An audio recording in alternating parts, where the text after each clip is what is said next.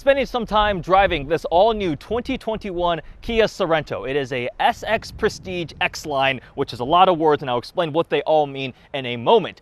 Kia provided the vehicle for this week, and they are compensating me for my time with the all-new Sorento. So the SX Prestige is the top-tier trim. That means all the luxury and tech features, the advanced driver assistance systems. The X-Line package is a more rugged off-road oriented package that brings a 1-inch higher ride height up to a total of 8.3, unique 20-inch wheels, other trim and fascia pieces like matte finish trim, and we also have an all-wheel drive system, more advanced all-wheel drive system with a lockable center diff and a hill descent control system.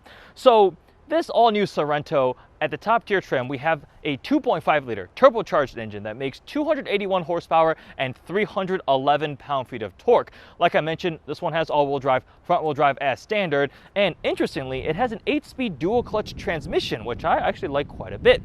There are other powertrains available. There's a plug-in hybrid that will be coming. There's a regular hybrid that can get up to 37 mpg. This one here will do 21 city, 28 highway to 24 combined. In terms of exterior styling, the new Sorento looks really impressive. I remember when they first started coming out and one passed me on the road and it caught my eye. I was like, wait, what is that? Oh, that's the new Kia Sorento. It looks a lot more rugged, more aggressive. Really like the new DRLs. The shape is really cool, the new headlights. Also, we have the Tiger Nose grille that's kind of been reskinned too. Not the all-new Kia badge, still the older one, which I think the new one is starting to roll out. I think the new minivan has the new Kia logo on it too. This one here is finished in Aruba green, which looks nice with especially the kind of matte black accents all over it. Around back, you kind of have separated taillights too, and then big Sorento letters for the model name designation.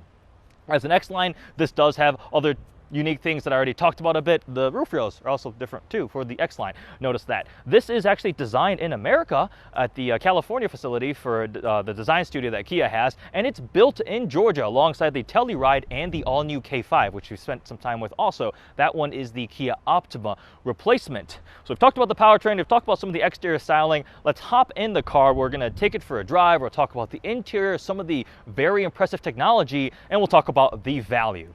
It is actually the next day now, and we are back in the Kia Sorento on the road. Last night, there were some pretty severe thunderstorms and flash flooding, so I didn't finish filming this review, but let's talk about the interior. Now, this is the SX Prestige, so we have a lot of very nice equipment and material finishes. This brown quilted leather on the seats looks really cool. In terms of the actual seating configuration, there are two available. This is a 3-row crossover, so you can do a 5+2 or a 4+2. This one has the optional captain's chairs in the second row, so you can seat 6 total in this vehicle. Now, the tech is definitely impressive. We have a 12.3-inch digital cluster right here in the middle. It has some really pretty graphics. It is very easy to use. It's minimalistic to the point where it just has speed on the left and your tachometer on the right. It just says like 1.3 times 1,000 RPM. And then in the center, we have a upgraded 10.25-inch infotainment screen. And it has Apple CarPlay, wireless Apple CarPlay, and Android Auto. This one has been optioned with a wireless charging pad, but pretty much in these newer infotainment systems, I almost always just get in the vehicle, set up my CarPlay, and that is what I use. So as long as you have a clear, crisp touchscreen that's ergonomically in a good location to use, we're good to go. I have played around a little bit with the actual native Kia infotainment system, and it works pretty well too. It's got a lot of really nice features. There's a good amount of customizability too, if that even is the right word to use. Below that, we have physical buttons for your climate control. We have dual zone climate control. I have heated and cooled seats controlled via toggle here on the center console, and that is definitely nice. Heated steering wheel, and then we have our drive mode select. Like I mentioned, this is the X-Line, so we have a torque on demand, all-wheel drive system, a little more advanced with a locking center differential, so there's a button there, and a rotary knob to go through different drive modes. We've got comfort, sport, smart, eco, and snow. So I'm sure this version of the Sorento would be able to handle any sort of terrain you throw at it. And then if you want to take it on a camping trip or to the beach or something like that, would I see people taking this thing like hardcore off-roading? I don't think that is quite the purpose of this, but something like this X-Line package gives you a little bit more of the rugged usability for those with active lifestyles. We also have really cool shaped air vents. They're like, what's the right, I don't remember my geometry class. It's like a squished rectangle, and they just look really cool in the middle. They give it a much more rugged feeling for sure. And then continuing down the center console, we've got our parking brake, your surround view cameras, auto hold, heated steering wheel, nice size center console. I've got, I think my wallet and my camera is in there too.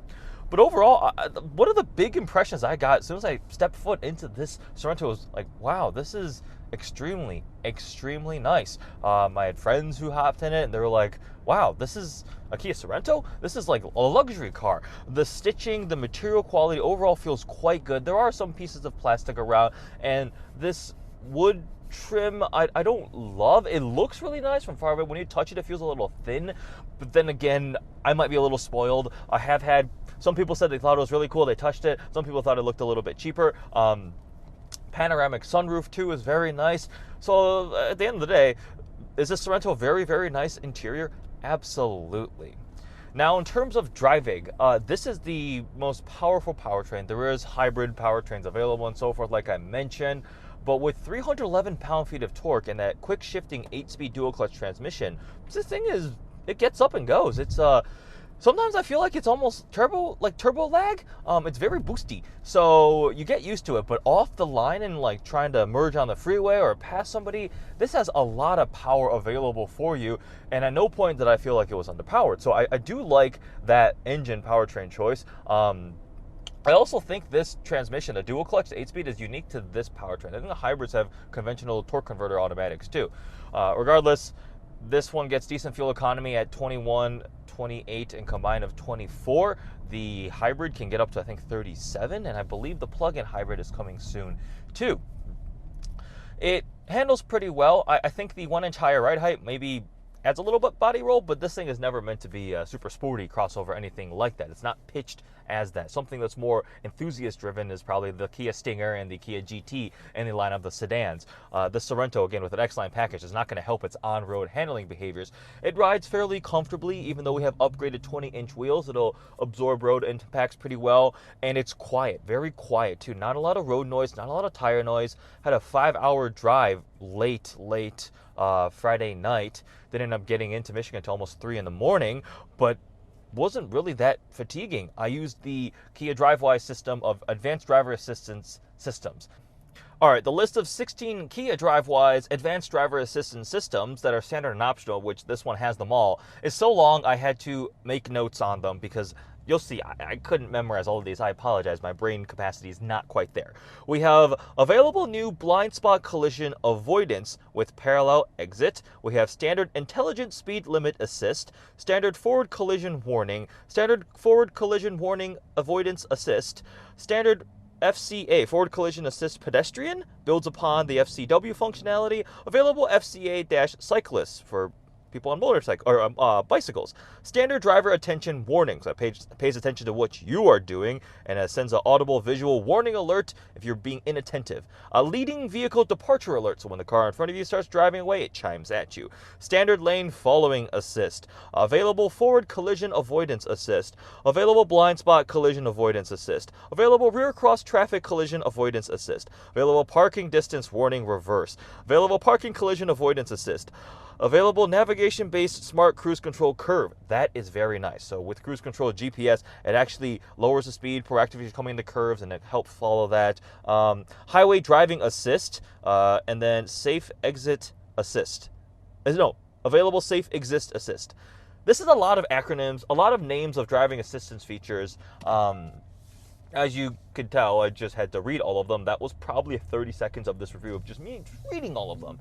So I would say, in terms of the tech, safety, driving features, all of that type of stuff, the Kia Sorento is extremely, extremely competitive. As soon as you get into that torque band, that power band, you get this like shove. It definitely does feel quite torquey. And the other really cool thing I forgot to mention is the blind view monitor. I might have mentioned it in that giant list of things I just read off, but when you use your turn signal, it pops up a little camera feed live of the blind spot, that corner in your center cluster, left and right. I've seen it implemented a couple times on different cars, I think, but not quite the same way. But in this Kia, it's actually really, really cool. To be able to have that feature added on, in addition to your regular blind spot warning. Other things about what this car is like to drive. I mean, it's comfortable. It looks pretty good. let's talk a little bit about impressions of other people that have been given when they've seen this Sorento that I've been driving this week. Really overwhelmingly positive. My good friend Steve drives a Lamborghini Gallardo. His first reaction was like, I actually don't hate the way that looks. And that ended up transforming into, that thing looks really good, as it was parked next to its orange Lamborghini, this regular mainstream Kia crossover. On the inside, he checked it out too, and he's like, the statement was, I don't see why I would buy anything else if I was shopping in this segment. And I'm like, yeah, it is very, very, very quite compelling. My younger brother hopped in the car just to move it out of the way so he could leave the house, and he was like, whoa, dude, this thing is so nice. The surround view cameras are amazing. We have the 360 overhead view cameras, and that makes parking, maneuvering the car really, really easy. Co-workers came in this thing, and they're like, wow, this is the Kia? This is really, really nice. I think that hits upon one of the big things Kia is still fighting for that I think is unfair. For a while, Kia was a value brand, but they've really transformed all of their vehicles to be some of the best out there. In terms of actual vehicle value, what you're getting now with the most modern, latest generations of Kia vehicles, they're comparable, as good, or better than essentially anything in their segment, in my opinion, and what I've driven. I like them quite a bit. In terms of value, there's also something else to talk about. 10-year, 100,000-mile warranty powertrain. That's phenomenal. That's very, very impressive. Kia will stand behind their products. That's better than anything I have ever owned. I've had to purchase extended warranties for my cars because the powertrain runs out way before that. So that's quite good. In terms of actual dollar value, the SX Prestige is the top one, so it does cost a bit. It starts at $40,590. As option, this one is just over $44,000. But when you compare it to some of the other vehicles in the segment that offer that kind of little more off-road oriented and more premium interior and tech, this stands to be a good value compared to those. The base regular Kia Sorento starts quite a bit lower, down by $30,000, but as equipped with all-wheel drive, all the tech features, a great interior, a nice torquey strong powertrain, and really cool styling, this SX Prestige X-Line Kia Sorento is impressive, is absolutely impressive. A couple other things to mention. This has the upgraded 12-speaker Bose sound system. You can get up to 8 USB charging ports, but I did notice here they're only still the regular USB. I didn't see any USB-C charging ports in this vehicle. There are 3 up here, one for USB to like plug in, that's what I'm running CarPlay off of, but I think you can also run it wireless, but 2 for charging. And then the Sorento is important to Kia. I think it's the best-selling Kia ever, with over 1.5 million sold since 2002. So again, the crossovers are definitely popular in the overall vehicle segment, and the Sorento has done well. So this refresh is important to them. I think they executed it quite well. I think this will do very well too. Built in America, down in Georgia, the Sorento, they did a good job. I think this is one of the best options you can pick for in this part of the segment. If you're looking for a 3-row crossover with some nice premium touches, check out the Kia Sorento.